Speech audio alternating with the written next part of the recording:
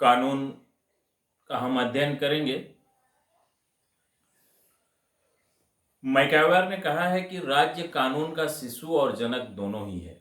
इसी प्रकार साल्मन ने भी अपना विचार व्यक्त करते हुए कहा है, मानव आचरण को एक व्यवस्था प्रदान करने के लिए ही कानून राज्य द्वारा बनाए व लागू किए जाते हैं।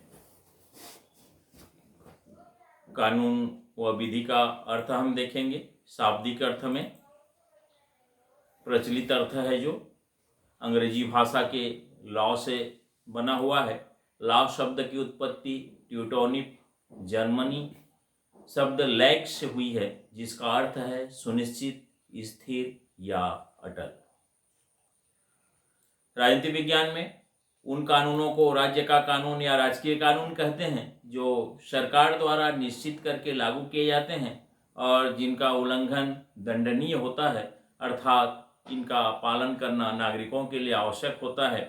राजनीति शास्त्र में हम केवल राजकीय कानूनों का ही अध्ययन करते हैं। कानून की संक्षिप्त परिभाषाओं में जॉन ऑस्टिन ने जो कहा है, कानून संप्रभु का आदेश है।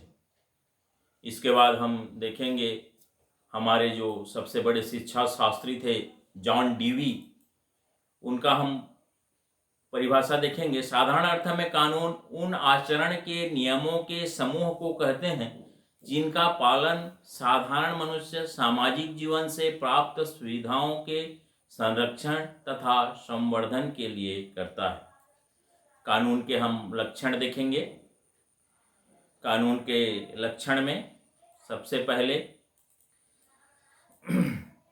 मुख्य रूप से जिसको हम लक्षण के तत्व या लक्षण कहेंगे, सबसे पहले कानून के लिए नागरिक समाज का अस्तित्व आवश्यक है और नागरिक समाज के संचालन के लिए नियमों की आवश्यकता होती है।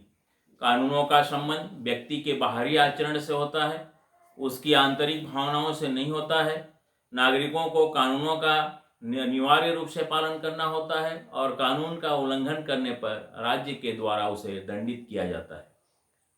कानून के निर्माण एवं उनकी क्रियान्विति के लिए संप्रभुत्वपूर्ण सत्ता का अस्तित्व आवश्यक है। कानून राज्य की शक्ति के द्वारा लागू किया जाता है। कानून का पालन नागरिक दंड के भय से नहीं वरन सामाजिक और स्वयं के हित के भावना से करे।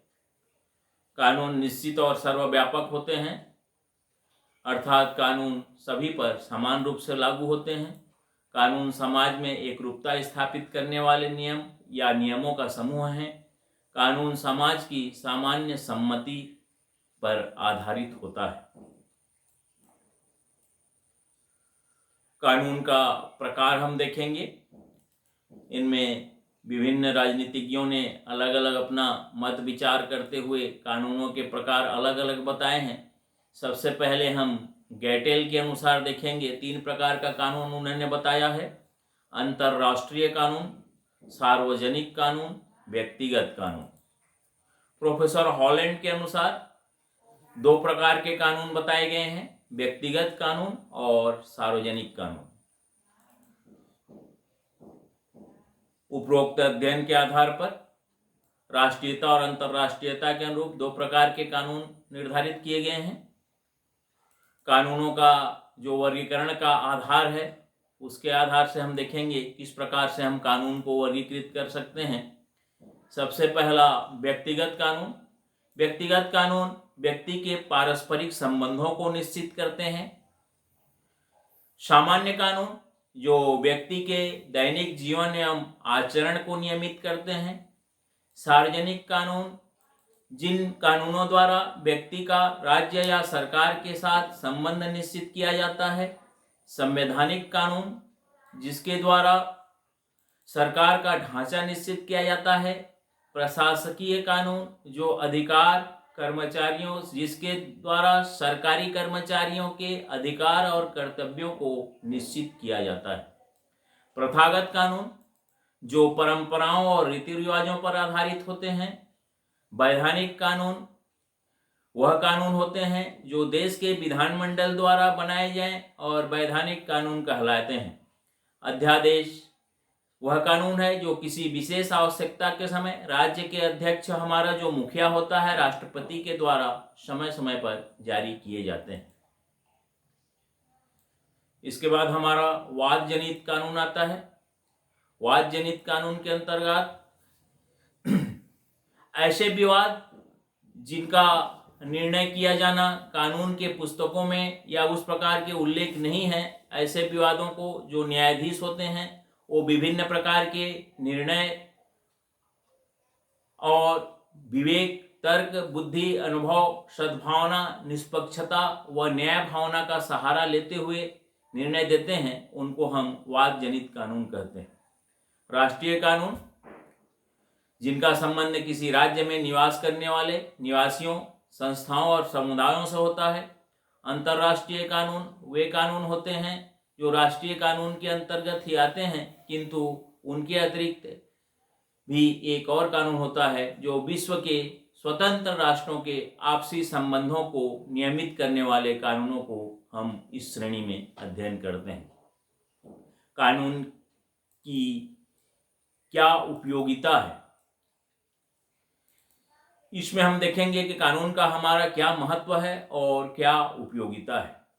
राज्य और समाज में शांति और व्यवस्था स्थापित करने के लिए कानून जो है उसका बहुत ही अत्यंत महत्व है।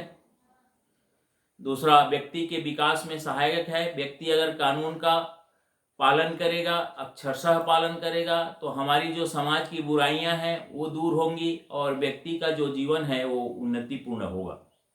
नागरिकों को समान अधिकार प्रदान करता है, बिना किसी भेदभाव के समानता का जो पोषक है वह कानून है। मानव अधिकारों की, मानव के जो मौलिक अधिकार हैं उनकी वो रक्षा करेगा और हनन होने से, अतिक्रमण होने से उनको बचाएगा। पारस्परिक संबंधों का व्याख्या करता है हमारा जो कानून होता है।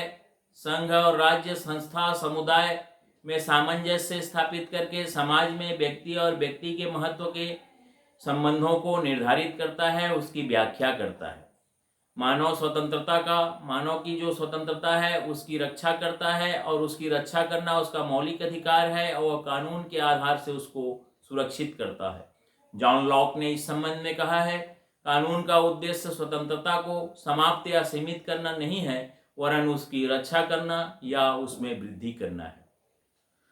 उच्च श्रृंखलता पर रोक है कानून। कानून स्वतंत्रता की रक्षा करते हुए स्वच्छंदता या उच्च श्रृंखलता पूर्ण व्यवहार पर रोक लगाती है और हमें एक निश्चित मर्यादा में रहकर व्यवहार करने के लिए अधिकार प्रदान करती है और प्रेरित भी करती है। मानवीय आवश्यकताओं की कानून के द्वारा पूर्ति होती है, जिसमें मनुष्यों की सभी आवश्यकताओं की पूर्ति हो, ऐसा व्यवस्था कानून करता है। अच्छे कानून हम किसे कहेंगे, अर्थात कानून की विशेषताएं क्या हैं। सबसे पहला, कानून ऐसा होना चाहिए जो स्पष्ट हो, जन सामान्य के पालन करने में या उसको समझने में किसी प्रकार का कोई कठिनाई नहीं होना चाहिए। कानून सरल व स्पष्ट होना चाहिए। व्यापकता होना चाहिए। अच्छा कानून हम उसे कहेंगे जिसमें कानून से संबंधित प्रमुख बातों का विस्तार से उल्लेख हो। कानून से संबंधित अनेक विवाद उत्पन्न हो जाते हैं, सभी तरह के लोग उनका पालन नहीं करते, किंतु व्यापकता के नाम पर कानून को अनावश्यक विस्तार भी नहीं किया जाना चाहिए। कानून ऐसा होना चाहिए जो निष्पक्ष हो, किसी का पक्ष न लेता हो, रंग रूप, जाति पाति, ऊंच नीच, आर्थिक स्तर, लिंग आदि के आधार पर कोई भेदभाव न करते हुए निष्पक्षता के साथ लागू किया जाना चाहिए। स्थायित्व होना चाहिए। बार बार, जल्दी जल्दी, अनावश्यक रूप से कानूनों को परिवर्तन नहीं करना चाहिए। सार्वजनिक हित होना चाहिए। कानून ऐसा हो, अच्छा कानून हम उसे कहेंगे जिसका मुख्य उद्देश्य सभी व्यक्तियों का अधिकतम, अधिक से अधिक कल्याण, हित और मंगल करने पर आधारित हो।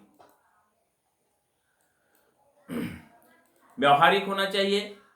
अच्छा कानून वह है जिसको जो जनता है वह स्वेच्छापूर्वक, सुगमता से उसको अपना सके, किसी प्रकार का उसको स्वयं को परिवर्तन या परिवर्तित होना न पड़े।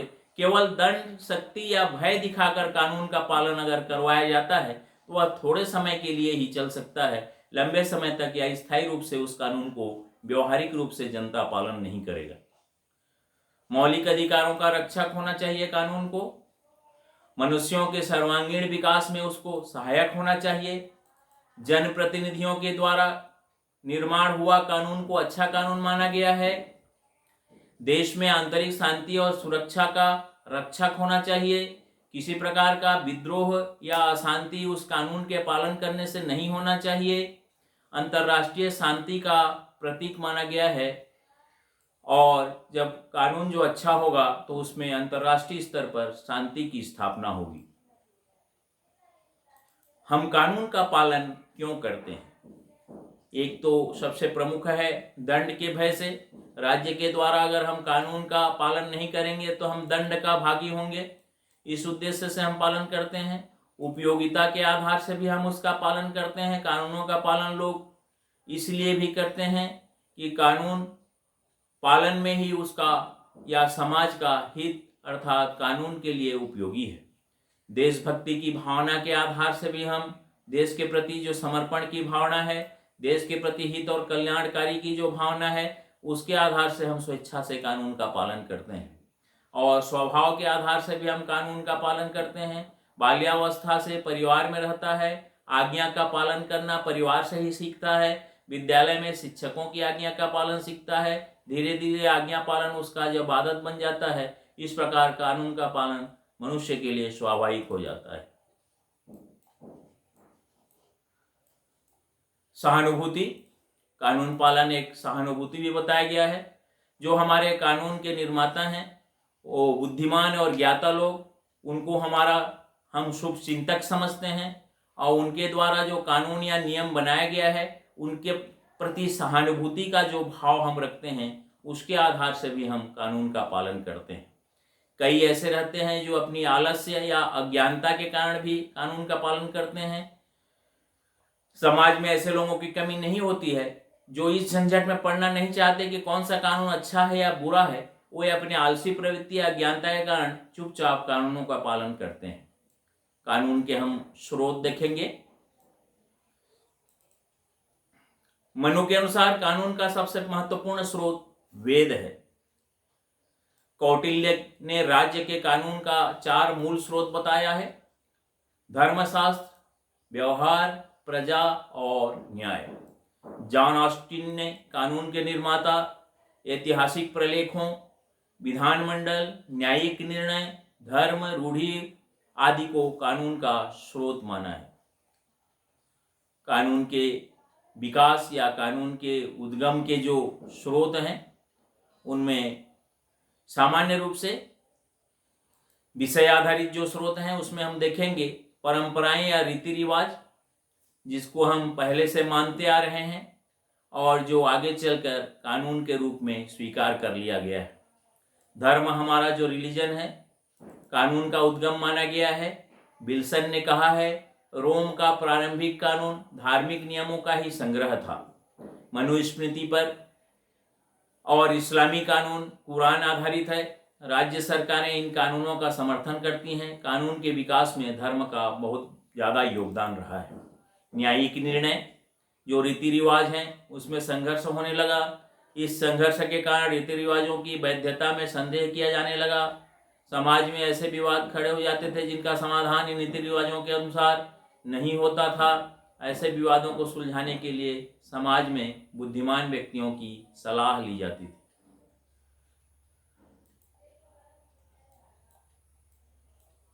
कानूनी टीकाएं जो कानून के ज्ञाता हैं कठिन कानूनों का अर्थ स्पष्ट करते हैं, व्याख्या करते हैं और जिस ग्रंथ की रचना करते हैं उसे कानूनी टीकाएं कहा जाता है। हिंदुओं में मिताक्षरा अथवा दाय भाग और मुसलमानों में फतवा आलमगीरी कानून की टीकाओं पर आधारित उल्लेखनीय उदाहरण है।